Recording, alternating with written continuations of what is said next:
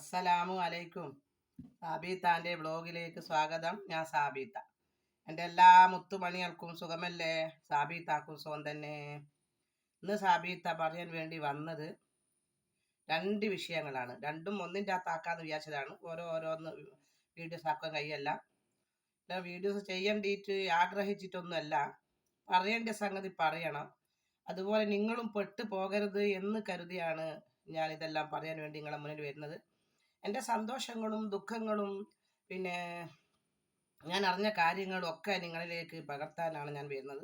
അത് നുണയല്ല, അസൂയയല്ല, ഒരാളെ കൊണ്ടുള്ള കുറ്റമല്ല.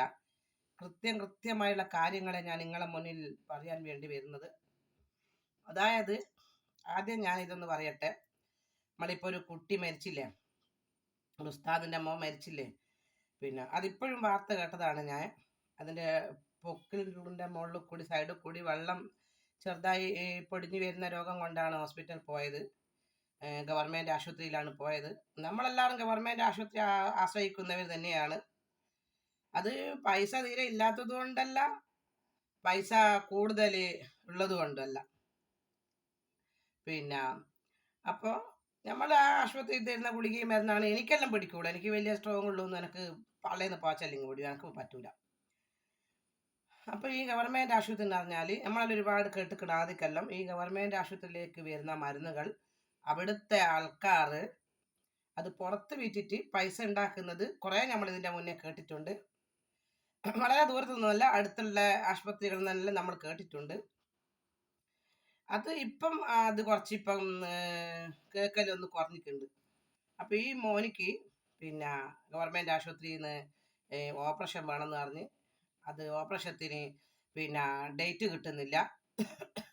അങ്ങനെ ഡേറ്റ് കിട്ടാണ്ടായാൽ ആരൊക്കെ പറഞ്ഞു കൊടുത്ത് പിന്നെ അവിടെ കൈക്കൂലി കൊടുക്കണം.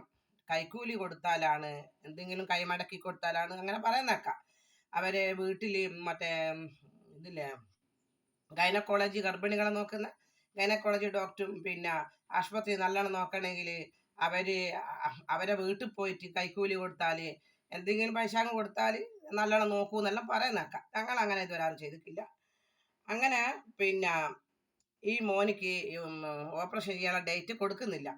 അന്നേരം ആരോ പറഞ്ഞ് ഇങ്ങനെ കുറച്ച് പണം അവിടെ കൊണ്ട കൊടുത്താൽ ഡേറ്റിങ് തരും. ഗവൺമെൻറ് ആശുപത്രി തന്നെ നല്ല ശമ്പളം വാങ്ങുന്ന ഡോക്ടർമാരാണ്, മനസ്സിലാക്കുക നിങ്ങൾ. നല്ല ശമ്പളം വാങ്ങുന്ന ഡോക്ടറായത്, നല്ലോണം കൊടുക്കുന്നുണ്ട് പൈസ.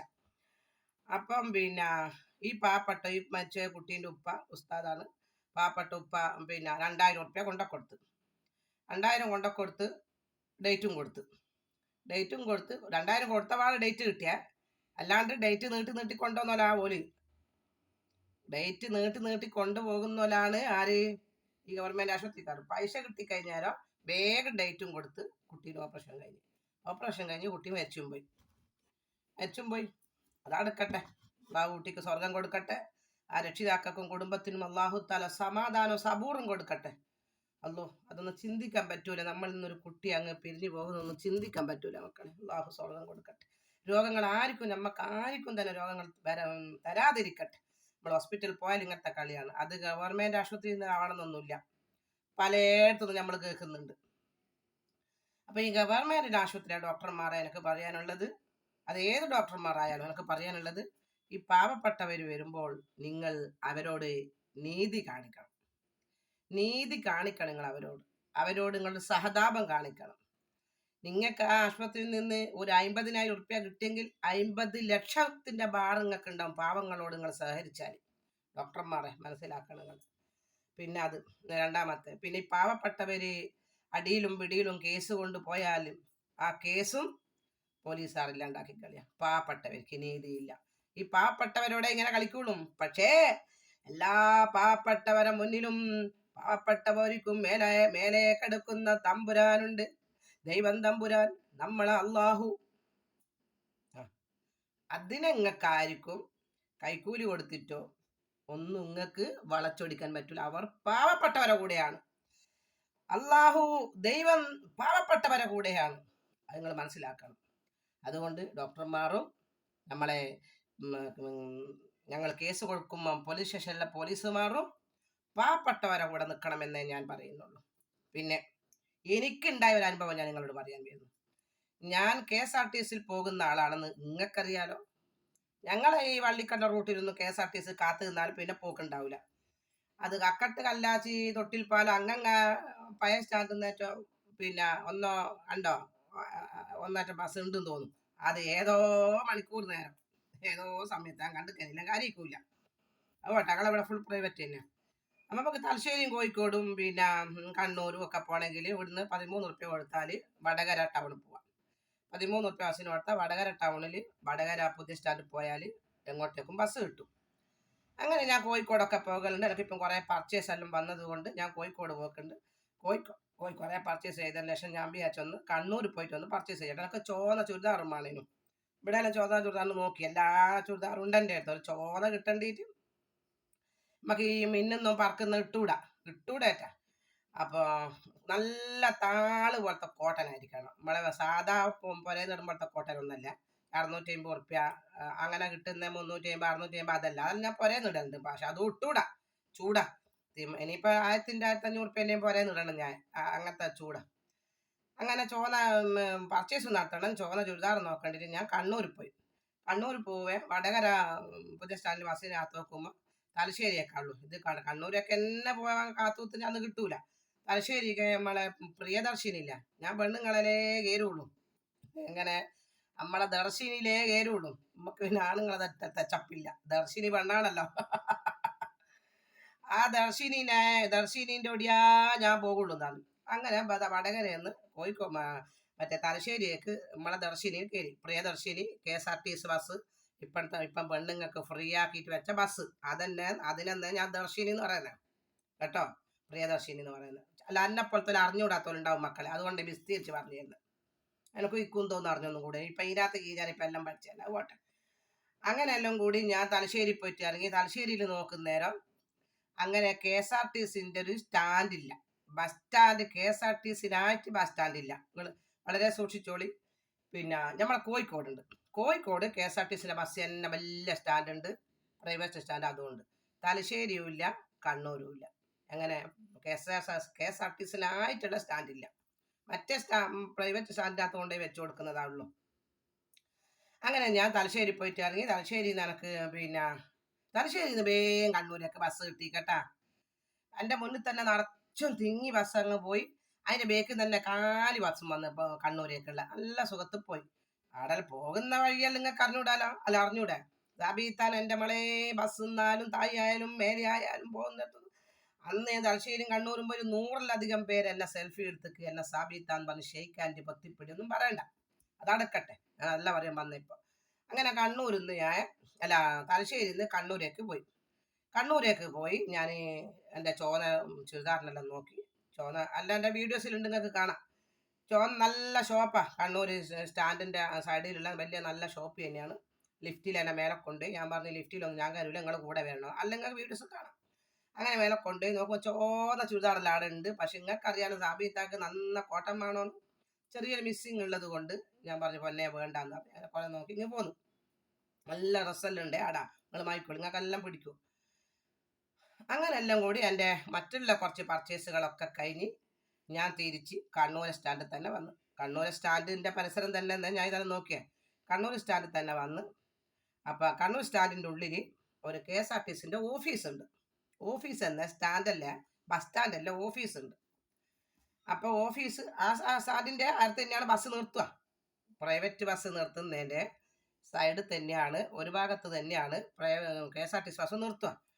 അപ്പോൾ ഞാനും കുറേ ആൾക്കാരുണ്ട്, കുറേ പെണ്ണുങ്ങളുണ്ട്. ഇത് ഞാൻ മാത്രമൊന്നല്ലേ KSRTCയിൽ ബസ് നിങ്ങൾക്ക് കാര്യമല്ലാതെ ഉള്ള പെണ്ണുങ്ങൾ തേച്ചു. ഇപ്പം എൻ്റെ വീഡിയോ കണ്ടിട്ടാന്ന് തോന്നല്ലോ ബസ്സെല്ലാം നിറഞ്ഞിക്ക്. കാരണം വെച്ചാൽ അവിതായില്ലാന്നെല്ലാം പോകുന്നത് ഞാക്കും പോകണം പറഞ്ഞിപ്പോൾ ഒരുപാട് വടകര പുതിയ സ്റ്റാൻഡിൽ പോയാൽ കോഴിക്കോടേക്ക് കാത്തു നിൽക്കുന്ന ഒരുപാട് പെണ്ണുങ്ങളുണ്ട്. എൻ്റെ വീട് അവിത്ത പോകുന്നുണ്ടല്ലോ എന്ന് വെച്ചിട്ടായിരിക്കും. ഒന്നും വെറുതെ പോരെ കുത്തിരിക്കുന്നേരം ഒന്ന് പർച്ചേസിനെല്ലാം കീന്നിയാ അതും പോകണം. ബസ്സിൻ്റെ വശ വിചാരിച്ചിട്ട് വാപ്പട്ടേറ്റ് നിങ്ങൾ പോകാണ്ടിരിക്കും. അങ്ങനെ ഞാൻ മറ്റേ കണ്ണൂർ ബസ് സ്റ്റാൻഡിൻ്റെ ഉള്ളിൽ ഇത് സത്യാവസ്ഥകൾ നിങ്ങൾ പാടാൻ നിൽക്കണം, കേൾക്കുവാനുണ്ടതല്ല, നിങ്ങൾ പെട്ടുപോറ്. അപ്പോൾ സ്റ്റാൻഡിൻ്റെ ഉള്ളിലുള്ള ആ ഓഫീസിൽ ഞാൻ ചോദിച്ചു, മക്കളെ പിന്നെ വടകരേക്ക് അല്ലെങ്കിൽ കോഴിക്കോടേക്ക് ഇവിടുന്ന് ഇപ്പം KSRTC നമ്മളെ പ്രിയദർശിനി ഉണ്ടോയെന്ന് ചോദിച്ചു. അന്നേരം പറഞ്ഞ് കോഴിക്കോടേക്ക് ഇപ്പോൾ ഒരു വണ്ടി അങ്ങ് എടുത്തുപോയി, തലശ്ശേരിയിലേക്ക് ഇപ്പോൾ ഒരു വണ്ടി വരുമെന്ന് എന്നോട് പറഞ്ഞ KSRTCൻ്റെ ഓഫീസിൽ ആ ജീവനക്കാർ എന്നോട് പറഞ്ഞ് പിന്നെ കോഴിക്കോടേക്കുള്ള ഇപ്പം എടുത്തുപോയി, ഇപ്പം ഒരു ബസ് വരും എന്നാണ്, തലശ്ശേരിക്കുള്ളൊരു ബസ് വരും, നിങ്ങൾ അതിൽ പോടുന്നതാണ്. അപ്പം ചെന്നാൽ തലശ്ശേരി എത്തിക്കഴിഞ്ഞാൽ തലശ്ശേരിയിൽ നിന്ന് പ്രിയദർശിനി കിട്ടിയില്ലെങ്കിൽ വേറെ ഏതെങ്കിലും ബസ്സിനെങ്കിൽ പോരാന്ന് വെച്ചിട്ട് ഞാൻ തലശ്ശേരിക്ക് ഇല്ലെങ്കിൽ പോന്നെ അടക്ക് കേൾക്കുങ്ങൾ ഉണ്ട് എന്ന് പറഞ്ഞു. അപ്പം ഞാനിങ്ങനെ അവിടെ കാത്തു നിന്ന്, ഞാനും കുറേ ആൾക്കാരുണ്ട്, നിങ്ങൾ കാണാം, കുറേ ആൾക്കാരുണ്ട് കാത്തു നിന്ന്. അപ്പോഴത്തേക്ക് നിങ്ങളെന്നാ പറയുന്നത്, അവിടെ പ്രൈവറ്റ് ബസ് സ്റ്റാൻഡും കൂടി ആണല്ലോ. ഈ പ്രൈവറ്റ് ബസ് സ്റ്റാൻഡിലെ പ്രൈവറ്റ് ബസ്സിലെ ഡ്രൈവർമാരും കണ്ടക്ടർമാരും ഞങ്ങളോട് പറഞ്ഞ ഓഫീസിലെ ജീവനക്കാരോട്, KSRTCൻ്റെ ഓഫീസിലെ ജീവനക്കാരോട് പോയി പറഞ്ഞ് ഇപ്പം ബസ് ഇല്ല എന്ന് പറഞ്ഞേക്കുന്നു. എന്നാൽ ഞങ്ങള് പ്രൈവറ്റ് ബസ് കയറുമല്ലോ, ഇതെന്റെ നേരിലുണ്ടായ അനുഭവം, നിങ്ങൾ പറയുന്ന കേൾക്ക് പോല, ഇപ്പം ബസ് ഇല്ല, നിങ്ങൾ വെറുതെ കാക്കണ്ടെന്ന് പറഞ്ഞേക്കുന്നു. പ്രൈവറ്റ് ബസ്സിലെ ഡ്രൈവർമാരും കണ്ടക്ടർമാരും ആരോട് വന്ന് പറഞ്ഞ്? ഈ KSRTCൻ്റെ ഓഫീസിലെ ജീവനക്കാരോട് വന്ന് പറഞ്ഞു. അപ്പൊ അത് പറഞ്ഞോടെ ഇതാരോടെ ഇവല് വിചാരിക്കുന്നു ഇത് വേറെ ആളാന്നാ. ആടെ നിൽക്കുന്ന മൊത്തം കുറേ മുസ്ലിം ആയാലും ഹിന്ദു ആയാലും കുറേ പെണ്ണുങ്ങൾ നിൽക്കുന്നുണ്ട്, ബസ്സും കാത്തിട്ട്. കൊയിലാണ്ടി പോകുന്നവരുണ്ട്, കോഴിക്കോട് പോകേണ്ടിയുണ്ട്, ഒരുപാട് ആൾക്കാരുണ്ട്. പക്ഷെ ആ കൂട്ടത്തിൽ നിന്നെല്ലാം ഇതിന് ഇത്തിരി ബുദ്ധിയും ശക്തിയും ബലവും കൂടുതലാണെന്ന് ആ ജീവനക്കാരനെ അറിഞ്ഞില്ല. അപ്പോൾ ഞങ്ങളോട് വന്ന് പറഞ്ഞ് നിങ്ങളിപ്പോൾ ഇനി വെറുതെ ബസ്സിന് കാക്കണ്ട, ഇപ്പം ബസ് തലശ്ശേരി ഞാനോട് അതുവരെ പറഞ്ഞ ആ ജീവനക്കാരെ ഇപ്പം ബസ് വരും, തലശ്ശേരിക്ക് ഇപ്പം ഒരു ബസ് ഉണ്ട്, കണ്ണൂരേക്ക് കോഴിക്കോടേക്കുള്ള ബസ് പോയി, തലശ്ശേരിക്ക് ബസ് ഇപ്പം വരുമെന്ന് പറഞ്ഞതുകൊണ്ട് ഞാൻ കാത്തു നിന്നു. എന്നേരാണ് മറ്റുള്ള ഡ്രൈവർമാർ വന്ന് പറയുന്നത്. അത് കേട്ടപ്പം ഞാനോട് വന്ന് പറഞ്ഞ് നിങ്ങളിപ്പം കാത്തു നിൽക്കണ്ട, തലശ്ശേരിക്ക് ഇപ്പം പ്രിയദർശിനി വരൂല, നിങ്ങൾ പ്രൈവറ്റ് ബസ് പോട്, വെറുതെ നിങ്ങൾ കാത്തു നിന്നിട്ട് വെറുതെ നിങ്ങൾക്ക് രാത്രിയായി പോകുന്നു. കേൾക്കണേ നിങ്ങൾ, ഇത് എനിക്ക് നല്ല സംശയം വന്നു. അത് ആ സമയം അതിൻ്റെ ഒരു 10 മിനിറ്റ് മുന്നേ എന്നോട് പറഞ്ഞിക്ക് ഇപ്പൊ ഒരു ബസ് വരാനുണ്ട് എന്ന് പറഞ്ഞതാ. ഇപ്പൊ ഒരു ബസ് തലശ്ശേരിക്ക് പ്രിയദർശിനി വരാനുണ്ട് എന്ന് പറഞ്ഞ ആള് മറ്റേ ഡ്രൈവർമാർ വന്ന് പറഞ്ഞു കൊടുത്തതിന് ശേഷം ഞങ്ങളോട് പറയാണ് പ്രിയദർശിനിക്ക് കാക്കണ്ട, അത് വരൂല. ഞാൻ ചോദിച്ചാൽ അത് വരൂല, നിങ്ങൾക്ക് ഓർഡർ ഇട്ടിക്ക? ഞങ്ങൾക്ക് ഓർഡർ ഇട്ടിക്ക, ആ ബസ് വരൂല. കേൾക്കണേ നിങ്ങള്, ഞാൻ വിട്ടുകൊടുത്തില്ല. കാരണം ഇത് ഞാൻ കാണുന്നുണ്ട്, നമ്മളവിടെ നിൽക്കുമ്പം കാണുന്നുണ്ട്. ഈ കണ്ണൂരെ ബസ് സ്റ്റാൻഡിന്റെ നടുക്കുള്ള ഓഫീസിലെ ജീവനക്കാരാണ് എന്നോട് പറഞ്ഞത് ഈ വിഷമം നിങ്ങൾക്ക് അനുഭവം സംഭവിക്കുന്നതിനാണ് ഞാൻ പറഞ്ഞത്. അങ്ങനെ എനിക്ക് തോന്നിയത് ഞാൻ കാണുന്നുണ്ട് മറ്റുള്ള ഡ്രൈവർമാരൊക്കെ ഈ ഓഫീസിൽ നിന്നിട്ടും ഇങ്ങനെ ചാരി നിന്നിട്ടും സൈഡാക്കിയിട്ടും ഒക്കെ ഈ ജീവനക്കാരനോട്, ഈ KSRTCൻ്റെ ഓഫീസിലെ ജീവനക്കാരോട് ഞാനിങ്ങനെ വിസ്തീരിച്ച് പറഞ്ഞ തിരിയാത്തവരുണ്ടാവും എന്നെ പോലെ. അപ്പോൾ ഓലിക്കാണ് അറിയാണ്ട് ഞാൻ പറയുന്നത്. അപ്പോൾ ഈ ജീവനക്കാരനോട് പ്രൈവറ്റ് ബസ്സുകാർ വന്ന് പറഞ്ഞ് ഞാൻ കേൾക്കുന്നുണ്ട്, കശപുഷ. ഇത് എൻ്റെ മറ്റുള്ള പെണ്ണുങ്ങൾ ആരും ഇത് ശ്രദ്ധിക്കുന്നില്ല, ഞാൻ ശ്രദ്ധിക്കുന്നുണ്ട്. നിങ്ങളോട് ഞാൻ പറഞ്ഞില്ലേ ഇത്തിരി ബുദ്ധി കൂടുതലാണ്. ഞാൻ വിട്ടുകൊടുത്തില്ല. ഞാൻ പിന്നെ പരക്കെ പാച്ചല്, ഇയാളില്ലാന്ന് പറഞ്ഞല്ലോ, അങ്ങോക്കി. ഇത് എന്നോട് ആ സമയത്തുണ്ട് എന്ന് പറഞ്ഞേ ആള് ഇപ്പൊ ഇല്ലാന്ന് വന്ന് പറയാൻ കാരണം എന്താ? ഈ മറ്റുള്ള ഡ്രൈവർമാർ പറഞ്ഞു കൊടുത്തിട്ടാണല്ലോ ഈ ഡ്രൈവർ അല്ല ഈ ജീവനക്കാരൻ ഞാനോട് പറഞ്ഞത്. കാത്തു നിന്ന് പടച്ചോനാണ് സത്യം മക്കളെ, പടച്ചോനാണ് സത്യം. ഈ ഡ്രൈവർ അല്ല ഈ ജീവനക്കാരൻ പറഞ്ഞിട്ട് ഒരു 5-6 മിനിറ്റ് ആയിക്കാളും ഞങ്ങളെ തലശ്ശേരിക്കുള്ള പ്രിയദർശിനി വന്നു. പക്ഷേ എനിക്ക് ദണ്ട് ബാക്കാനോട് പറയണമെന്നുണ്ടായിരുന്നു ആ ജീവനക്കാരനോട്. നീ പാവപ്പെട്ടോലെ നീ ഇങ്ങനെ നീ ആക്രമിക്കരുത്. ഇനി കാരണം എന്ന് വെച്ചാൽ ഈ മറ്റേ പ്രൈവറ്റ് ബസ്സുകാർ ഇങ്ങോട്ട് പറഞ്ഞെന്ന് വെച്ചല്ലേ ഇനി ഇങ്ങനെ പറഞ്ഞ ആളോട് അല്ലേ. പക്ഷേ ഈ തലശ്ശേരി ബസ് വന്നപ്പം നിരന്തരം ജനങ്ങൾ ഓടിച്ചാടി അതിൽ കയറുന്നത് കൊണ്ട് എനിക്ക് പിന്നെ സീറ്റ് കിട്ടൂല. ഞാൻ ഓടിച്ചാടി അതിൽ കയറേണ്ടി വന്നു. കയ്യിൽ കുറച്ച് സാധനങ്ങളുണ്ട്. ഞാൻ എന്നിട്ട് ബസ്സിന്ന് കംപ്ലീറ്റ് ആ ബസ്സിലുള്ള കണ്ടക്ടർ കേൾക്കുന്ന രീതിയിൽ ഞാൻ പറഞ്ഞിട്ടുണ്ട്. പക്ഷേ എൻ്റെ ബസ് കയറി അവർ പറഞ്ഞിക്കേ, ഞാൻ കയറിയ KSRTCയിലെ പ്രിയദർശിനിയിലെ കണ്ടക്ടർ കുറച്ച് അങ്ങോട്ട് നിന്ന് ആ പെണ്ണുങ്ങളെ കണ്ട് പറഞ്ഞിക്കോലോ, പിന്നെ ഈ ഞങ്ങളെ ബസ് വരുന്നുണ്ട്, നിങ്ങളതിൽ കയറിക്കോന്ന് പറഞ്ഞിക്കോളാം. ആ ജീവനക്കാരൻ പറഞ്ഞിക്കോളാം, ഇപ്പം ആടെ അതൊരു ബസ് നിർത്തിക്ക് അത് ഞാളതാന്ന് പറഞ്ഞിക്കോലോ. അയാൾ കണ്ടക്ടർ പറഞ്ഞിക്ക. അപ്പോൾ പിന്നെ ഈ ഓഫീസിൽ നിൽക്കുന്ന അതുകൊണ്ട് കണ്ണൂർ ബസ് സ്റ്റാൻഡിൻ്റെ ഉള്ളിലുള്ള KSRTCയിലെ ഓഫീസിലെ ജീവനക്കാർ പറയുന്നത് കേട്ടിട്ട് നിങ്ങൾ അപ്പാട് പ്രൈവറ്റ് ബസ് കയറിയിട്ട് വരേണ്ട, പൈസ ഇല്ലാത്തോളം. എന്നിട്ടോ പാവം തലശ്ശേരിയിൽ നിന്നിട്ട് ഇങ്ങോട്ടേക്ക് ഓർക്ക് പോകാൻ മറ്റേ ബസ് കിട്ടാത്തതുകൊണ്ട് പൈസ ഇല്ല. എന്നിട്ട് എന്തൊക്കെയോ കണ്ടക്ടറോട് പറഞ്ഞിട്ട് പോലെ എന്തല്ലോ ഫ്രീ ആയിട്ടും കുട്ടിയെന്നെല്ലാം പറയുന്നിട്ട് മറ്റേ പ്രൈവറ്റ് ബസ്സുകാർ അത്ര പോലും പൈസ കയ്യിലില്ലാത്തോലായിരിക്കും ചിലപ്പം നമ്മളെ KSRTC ബസ് കയറുന്നുണ്ടാവുക പ്രിയദർശിനിയിൽ. ഇതിനൊക്കെ എൻ്റെ ബായി ചോർന്നിട്ട്. കാരണം എന്ന് വെച്ചാൽ എനിക്ക് 2 ഭർത്താനൊക്കെ കണ്ണൂർ സാദിൻ്റെ ഉള്ളിലുള്ള KSRTC ഓഫീസിൻ്റെ ആ ജീവനക്കാരനോടൊക്കെ പറയുന്നുണ്ടേനു, നിങ്ങൾ എന്നോട് 10 മിനിറ്റ് മുന്നേ അല്ലേ പറഞ്ഞത് തലശ്ശേരിയൊക്കെ ബസ് വരാനുണ്ട്, നിങ്ങൾ ഇവിടെ നിന്നോന്ന്. അങ്ങനത്തെ ഇങ്ങോട്ട് മറ്റേ ഡ്രൈവർമാർ വന്ന് പറഞ്ഞപ്പോൾ നിങ്ങൾ എന്തുകൊണ്ടാണ് ഇപ്പം വരൂലെന്ന് കളവ് പറഞ്ഞത്? നിങ്ങൾ പറഞ്ഞിട്ട് ഒരു 6 മിനിറ്റ് കഴിയുമ്പോൾ തന്നെയല്ലേ ബസ് വന്ന് വരൂലെന്ന് അങ്ങ് ഓർഡർ വന്നിക്ക്. വിലക്ക് കിട്ടുമല്ലോ, ഇപ്പം വരും അപ്പം വരും എന്നല്ല, അങ്ങ് ഓർഡർ വന്നിക്ക്. ആ ബസ് ഇപ്പം ഇല്ല, മിസ്സിങ് ആണ്, ആ ബസ് ഇല്ലാന്ന് മിസ്സിങ് എന്നല്ല, ആ ബസ് ഇല്ല, വരൂല എന്ന് ഞങ്ങൾക്ക് ഓർഡർ വന്നിക്ക്. എന്തിന്? ഈ പ്രൈവറ്റ് ബസ് കയറണ്ടീറ്റ് ഈ ജീവനക്കാരൻ പറഞ്ഞതാണ് നമ്മളോട്. 2 ഭർത്താനം പറയുന്നത് എൻ്റെ ബായ് ചൊറിഞ്ഞിട്ട്. നിങ്ങൾക്ക് അറിയാലും ചൊറിയൂ, നാക്കെല്ലാം ചൊറിഞ്ഞിട്ട് ബസ്സെന്ന് ഞാൻ ചൊറിയുന്നുണ്ട്, പക്ഷെ ഓൻ കേൾക്കുന്നില്ല എന്നാ ഉള്ളൂ. ഓനെ വായനെ കുത്തി എൻ്റെ ഈ പ്രിയദർശിനി പോയി കളിയില്ലേ, എനിക്ക് ഈ പ്രിയദർശിനി വേണ്ടേ.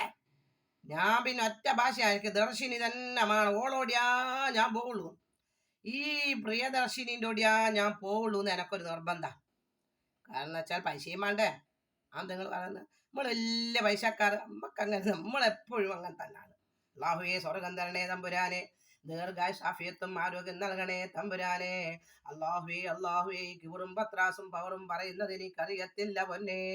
അല്ലാഹുവേ നല്ല മനസ്സ് തരണേ അല്ലാ, കിബത്ത് നന്നാക്കി തരണേ അല്ലാ.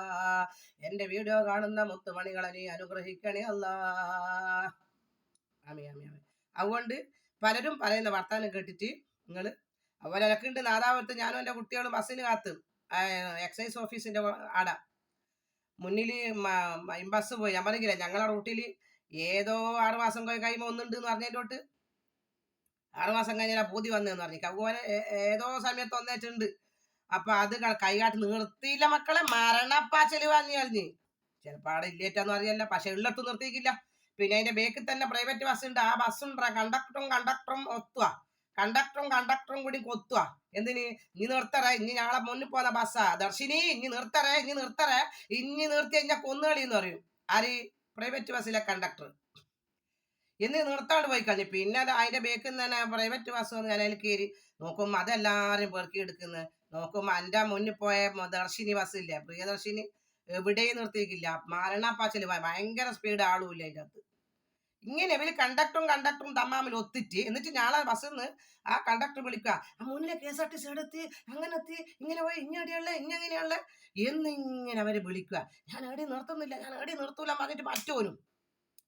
ഇത് തമ്മാമല്ലാടി. എന്തിനേലും മക്കളെ ഈ ദർശിനീനെ വിട്ട പെണ്ണുങ്ങളും ആണുങ്ങളുള്ള ബസ് കയറൂലേ? ആ പെണ്ണുങ്ങൾക്കായി 1000 ഉറുപ്പ്യ കൊടുത്താൽ പോരെ, ഓലിക്ക് സന്തോഷമല്ലേ. ഓരൊരു കുറെ കാലമായില്ലേ ഇങ്ങനെ പോന്നു അല്ലേ, അതിൻ്റെ ആവശ്യമില്ലായിരുന്നു. ആ 1000 ഉറുപ്പ്യ നിർത്തിയും കളഞ്ഞു. KSRTC ബസ്സാണെങ്കിൽ ഇങ്ങനത്തെ കളിയാ കളിക്കില്ല. പ്രിയദർശിനി, എനിക്കാണെങ്കിൽ ഈ പ്രിയദർശിനി വന്നേരി ഒരേ ഭാഷയാണ്. എനക്ക് ഈ ദർശിനിന്റെ കൂടെയേ ഞാൻ പോകുള്ളൂ. എനക്ക് ഓളില്ലാണ്ട് എനക്കാവൂല, ആ ദർശിനി ഇല്ലാണ്ട് എനക്കാവൂല. ഇപ്പോഴും ഞാൻ പോകും താഴെ അവര് കിടന്ന് എൻ്റെ ഡ്രസ്സെല്ലാം റൂമിൽ ഒരു കിടന്ന് വാതിലടച്ചോണ്ട് അവരെ വിളിക്കാൻ പറ്റൂലാലോ, നമ്മളങ്ങനെ വിളിച്ചിറങ്ങാറാക്കലാണ്. എൻ്റെത് അങ്ങനെയാണ്. ഓക്കെ മക്കളെ, ബൈ. അതുകൊണ്ട് മറ്റുള്ളവർ പറയുന്ന വാക്കുകൾ നിങ്ങൾ കേട്ടിട്ട് എന്താക്കറ്, നിങ്ങൾ അപ്പാട് പാഞ്ഞുകൊണ്ടത് കേട്ടാ. അത് ജീവനക്കാരനായാലും ജീവില്ലാത്തവരായാലും ഏതാൾക്കാരായാലും കുറേ ആൾക്കാരോട് ചോദിച്ചു നോക്കണം. പിന്നെ നിങ്ങൾ പെണ്ണുങ്ങൾ പറയുമ്പോൾ അപ്പെണ്ണുങ്ങൾ അത് പറയും, ഇപ്പെണ്ണുങ്ങൾ ഇത് പറയും, അതൊന്നും നിങ്ങൾ ഇതാക്കണ്ട. നിങ്ങൾക്ക് എന്താണോ കഴിയുന്നത് അതുപോലെ നിങ്ങൾ ചെയ്യാം. ഓക്കെ മക്കളെ, ബൈ.